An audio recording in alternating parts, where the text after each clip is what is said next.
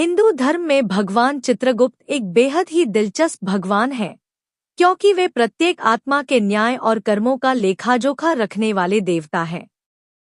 पुराणों में भगवान चित्रगुप्त की व्याख्या यमराज के सहायक के रूप में मिलती है।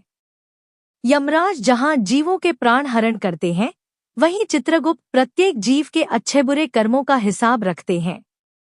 पुराणों और धर्मशास्त्रों के अनुसार मृत्यु के बाद आत्मा जब यमलोक पहुंचती है, तो चित्रगुप्त उसके कर्मों का ब्यौरा प्रस्तुत करते हैं, जिससे तय होता है कि आत्मा स्वर्ग जाएगी या नरक। चित्रगुप्त एक लेखाकार की तरह हैं, जो जीवों के कर्मों का लेखाजोखा रखते हैं। वे यमराज के साथ यमलोक में रहते हैं और आत्माओं का कर्मों के आधार पर न्याय करते हैं। हिंदू धर्म में आत्माओं के कर्मों पर विशेष ध्यान दिया गया है। जीवों के अच्छे कर्म न केवल उनके जन्म की योनि तय करते हैं, बल्कि उनकी मुक्ति का भी मार्ग बनते हैं। लेकिन कर्म अच्छा है या बुरा, ये न तो कोई आत्मा तय कर सकती है और न ही इसके नैतिकता का कोई आधार है। धर्म ग्रंथों के अनुसार इसकी दूरदर्शिता केवल भगवान चित्रगुप्त के पास है और वही तय करते हैं कि आपके कर्म अच्छी श्रेणी में गए हैं या बुरी।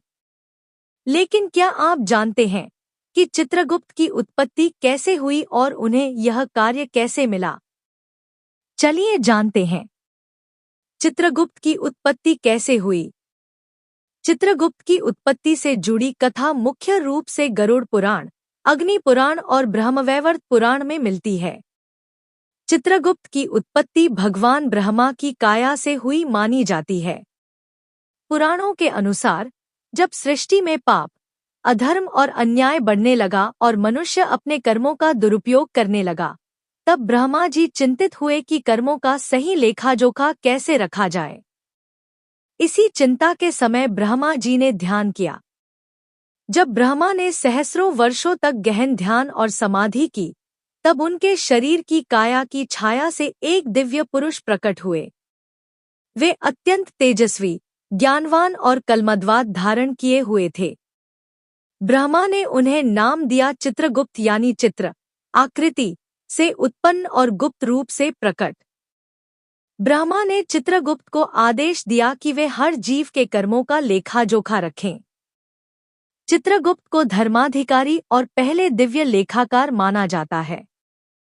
उनके पास अग्रसंधानी नामक दिव्य रजिस्टर है, जिसमें हर जीव के कर्म दर्ज होते हैं। मृत्यु के बाद आत्मा जब यमलोक पहुंचती है, तो चित्रगुप्त उसके कर्मों का विवरण प्रस्तुत करते हैं। इसी आधार पर यमराज निर्णय लेते हैं कि आत्मा स्वर्ग जाएगी या नरक। चित्रगुप्त की पूजा क्यों की जाती है?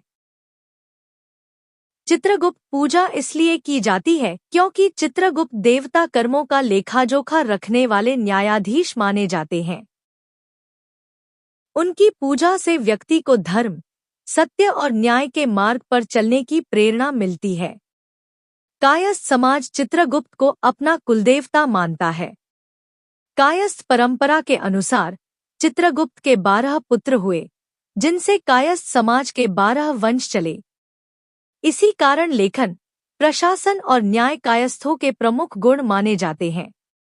दीपावली के बाद यम द्वितीया, भाई दूज के दिन विशेष रूप से चित्रगुप्त पूजा की जाती है। कलमदवात उनकी पूजा का मुख्य प्रतीक है, क्योंकि वे ज्ञान और न्याय के देवता हैं। चित्रगुप्त का अर्थ यह भी है कि जो गुप्त रूप से जीवों के हर कर्म का पूरा चित्रण करे। इसलिए चित्रगुप्त केवल कर्म नहीं, बल्कि विचार, भावना और वाणी तक का लेखा रखते हैं।